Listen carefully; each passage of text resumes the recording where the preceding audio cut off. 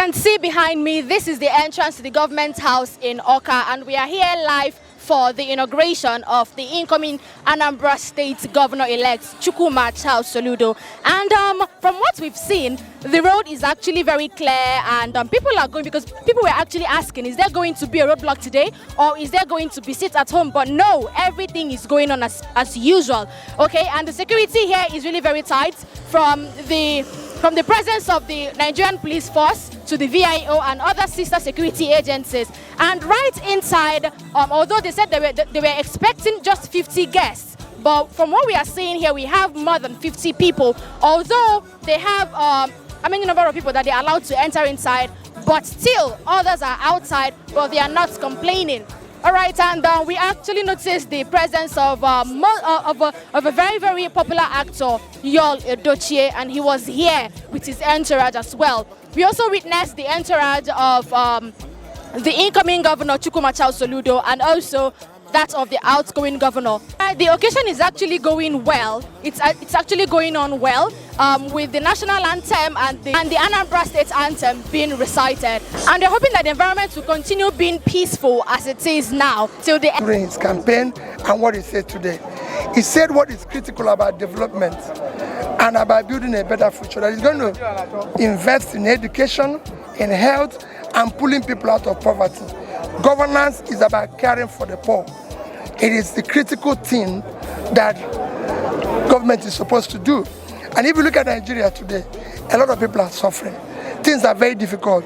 Even at this point, we have a critical situation where high cost of everything, people can't buy foods, our children are out of school and everything. That should be our preoccupation. Not discussing next election, not discussing everything, but discussing how do people put food on their table, how do we secure the society. He talked a lot about security, and that for me is important. I came here because I believe that governance is for the people. I think the Anambra are ready. The Anambra already know that in Professor Chukwuma Soludo, they have a dynamic game changer who is poised to introduce a new way of doing things, to introduce transparency, accountability, and a great deal of progressivism to government. Thank you. To have a new look again, with some new idea. Anyone who comes in have a gift, and that's what we're looking for. I certainly believe that it's going to do well, and my prayer today is that God will give them wisdom and knowledge to take Anambra State to another level. Today is a historic day. APGA has produced a third governor in succession, from P2B to Obiano to Professor Soludo.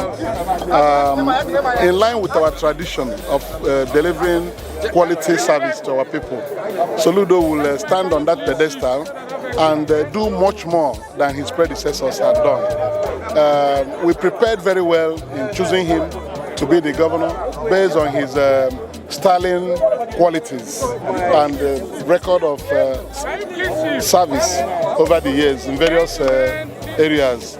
So we expect that this time around he's going to use his magic and experience to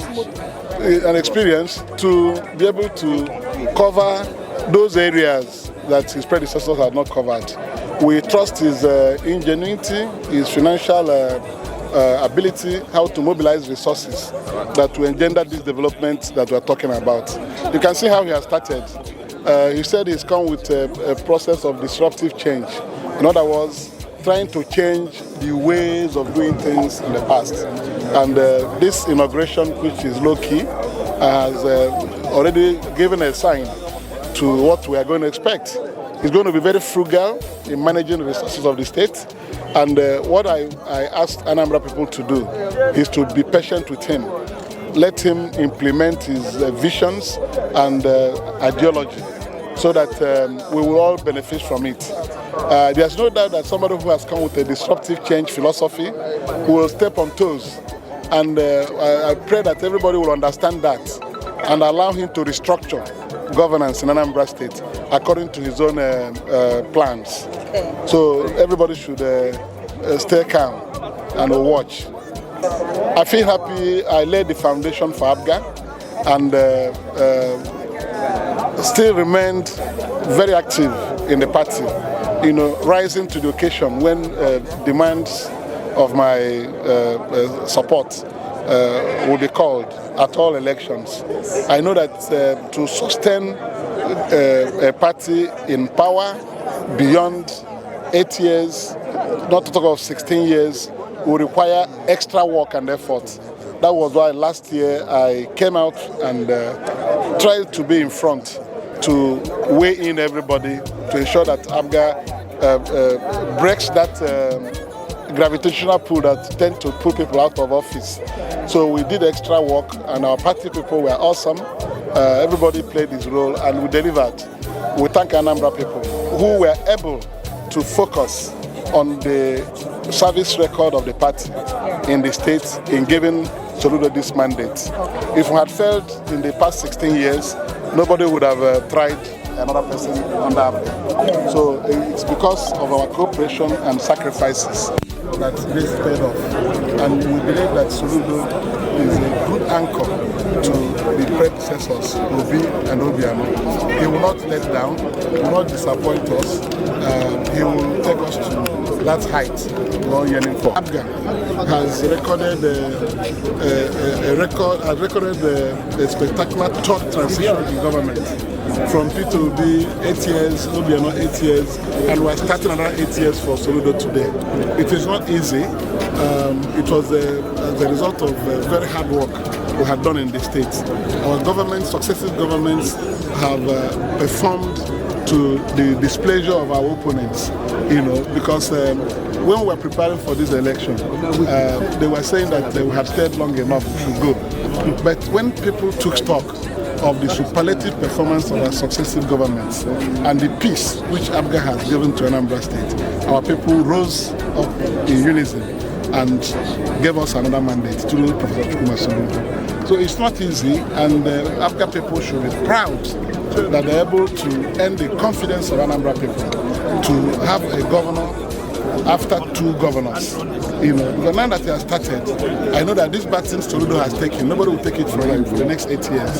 So ABGA would have been here 24 years. And by the time we are getting to that threshold, we are going to look for another person who will be even better than Soludo to take the anchor and continue to propel development in this state. This Anambra is the engine room of Southeast and Igbo land. Yes. And anything that happens here will reverberate across Igbo land.